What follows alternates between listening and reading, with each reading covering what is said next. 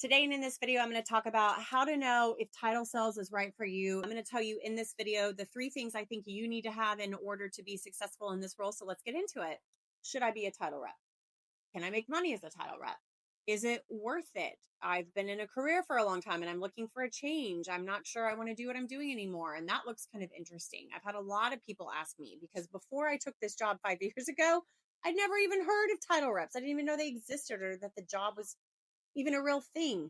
So now other people in my former role, which I was a public school teacher, will say, what is it that you do? And is it worth it? I have people ask me what I do and I say, I don't know. I make it up every day. I'm just kidding.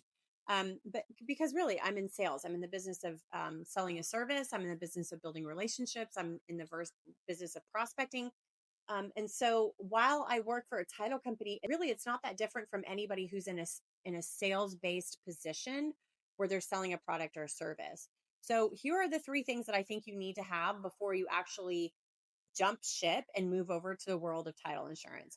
The first thing I think you need to have more than anything else is grit and determination. I'm going to put that as one, grit and determination.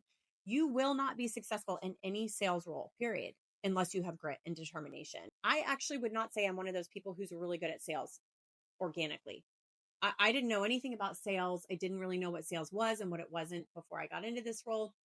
And I would not have been successful without coaching, mentorship, and guidance. I'm the one who falls into the category of like, give me some training, give me some scripts, give me some guidance, some accountability, and I'll rise to the challenge. But at the end of the day, the grit and determination is what you have to have within inside of you, because most salespeople operate independently for a good part of the day. You are the captain of your own ship. You don't need anyone to manage your schedule. You can hold yourself pretty accountable without anyone else doing it for you on a day-to-day basis. You got to have grit and determination, because the other thing I'm going to talk about is the amount of rejection that comes with sales, especially in this role. And especially if you're in a market where there's anything like ABAs, joint ventures, or a saturated market where there's a title company on every street corner. And at this point in our world of real estate, that's pretty much everybody's market. You have one or all 3 of those things that you're up against. So you really, really have to be determined to say, I'm going to go into an otherwise crowded market, knowing that it's going to be really hard to tap the glass ceiling. It's really going to be hard to get my market share. I'm going to figure out how to do it and I'm going to be successful. The next one, that rejection piece. If you care deeply about being rejected, if you get feelings hurt easily, if you're afraid to ask for the business, if you're insecure, sales is not for you, at least not right now. Go get some of those things in order and then come back and talk to me. You have got to otherwise be a pretty competent and confident person. You got to be able to walk in a room and be okay with the fact that maybe nobody really cares that you're there. Nobody even really likes that you're there. Everybody knows why you're there. And they're a little bit like, oh, God, here's the title person again, right? Lovingly known as the donut girl. And that has to not bother you. Why does it not bother me? Because I taught middle school for 17 years. And the people in that room never wanted me to be there. They didn't like me.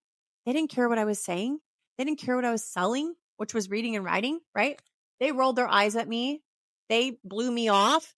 You have to have really tough skin if you're going to teach middle school. So I already had almost 2 decades of that under my belt, to where when my coach, before I was hired, was pretty much vetting me to see if he thought I could like make it past the first 90 days, he was like, Sarah, how do you feel about rejection? And I said, okay, I taught middle school. Like, what's your actual question? They're the meanest people on the planet. I live to tell about it and I'm here. So you have to really be okay with rejection and understand that most of the time they're not rejecting you. They're not rejecting you. Maybe sometimes they are if your presentation or your sales pitch or whatever, or your people skills are off. But most of the time they're not rejecting you. They're just like, I don't want to be bothered. You're the 3rd person today to call me, or you're the 4th person this week to ask me for the business. And you look like and sound like and act like everybody else. So what makes you different? Grit and determination, be able to manage rejection. You got to be a hunter. Okay. So this is kind of in alignment with the other things I've just talked about. You got to be a hunter. What does that mean? You got to really like to get up and be challenged every day. Hey, there's business out there and I don't have it yet. So how hungry am I to go get it? So you really got to have that mentality of like, if I don't go out and get something, I'm not going to eat today. Your job is to go out into the field and bring that back to camp.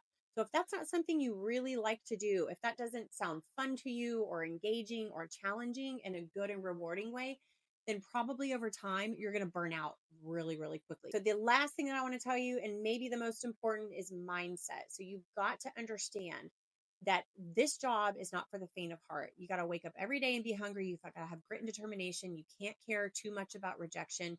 And you've got to say, okay, I am valuable and I am going to add value to somebody else's life by learning about something that will help them. So don't expect to just show up all the time and be the donut girl and bring clicky pins and think everybody's going to love you and want to do business with you. Once upon a time, it worked like that. And in some markets and in some cases, it still might.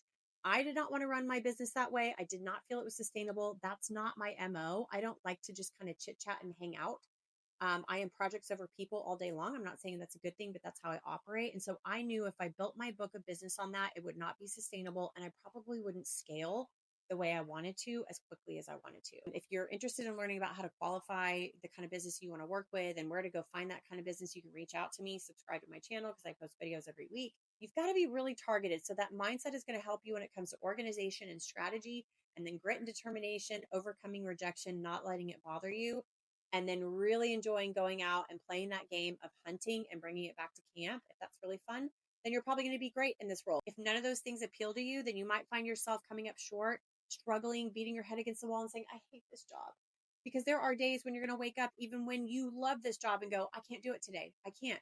Sales is exhausting. Don't let anyone tell you different, but it can also be a lot of fun. It can be super rewarding. As we know, money is made in the commissions. So if you enjoy the challenge, you enjoy the struggle as it is sometimes, and you enjoy the rewards, you're going to be great in this role. Reach out if I can help, and thanks for watching.